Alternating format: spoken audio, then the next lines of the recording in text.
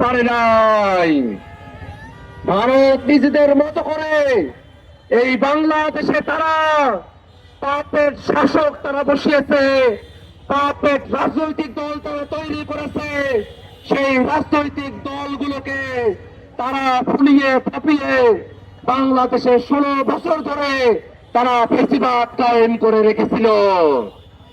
24-এর অভ্যুত্থানের মধ্য দিয়ে বাংলাদেশের জনগণ বাংলাদেশ থেকে ওই ভারতের পাপেট স্বৈরাচার শেখ হাসিনা এবং আওয়ামী লীগকে যেমন উৎখাত করেছে, তেমনি ভাবে বাংলাদেশে ঘিরে থাকা দিল্লির আধিপত্যবাদের বিরুদ্ধে বাংলাদেশের মানুষেরা তাদের উচ্চ কণ্ঠধারা জারি করেছে।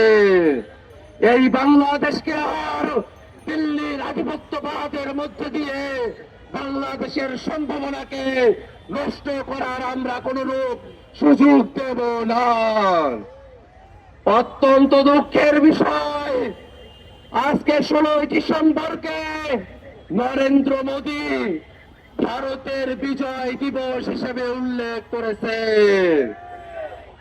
বাংলাদেশের স্বাধীনতা, বাংলাদেশের বিজয় দিবসকে, বাংলাদেশের জনযুদ্ধকে, বাংলাদেশের মানুষের সংগ্রামকে ভারতের বিজয় হিসেবে দেখানোর মধ্য দিয়ে নরেন্দ্র মোদী বিশ্বত ইতিহাস বিকৃতি করেছে।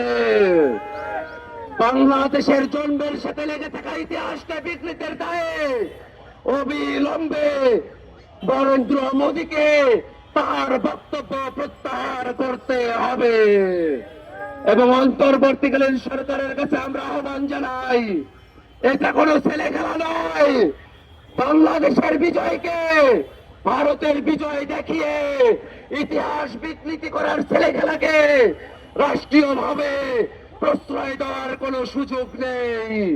অবিলম্বে অন্তর্বর্তীকালীন সরকারকে রাষ্ট্রীয়ভাবে দায়িত্ব নিয়ে মোদীর এই ইতিহাস বিকৃতির বিরুদ্ধে বিবৃতি জারি করতে হবে। ভাইরা আমার, সামনে নির্বাচন অনুষ্ঠিত হবে। এবারের নির্বাচন শুধু মার্কার নির্বাচন না, এবারের নির্বাচন সংস্কারের নির্বাচন, এবারের নির্বাচন বাংলাদেশকে নতুন করে গড়ার নির্বাচন। অতএব বাংলাদেশের জনগণকে এবং জাতীয় নাগরিক পার্টির সকল প্রার্থীকে আমরা আহ্বান জানাই, জাতীয় নাগরিক পার্টির কথা শুধু নয়, সংস্কারের পক্ষে হ্যাঁ ভোট যাতে জনগণ প্রদান করে তার জন্যই আমরা আমাদের ক্যাম্পেইন চালিয়ে যাব। সংগ্রামী ভাইরা আমার, এই ক্যাম্পেইনের মধ্য দিয়ে নতুন বাংলাদেশ হবে সেই প্রত্যাশা রেখে আমি আমার বক্তব্য এখানে শেষ করছি।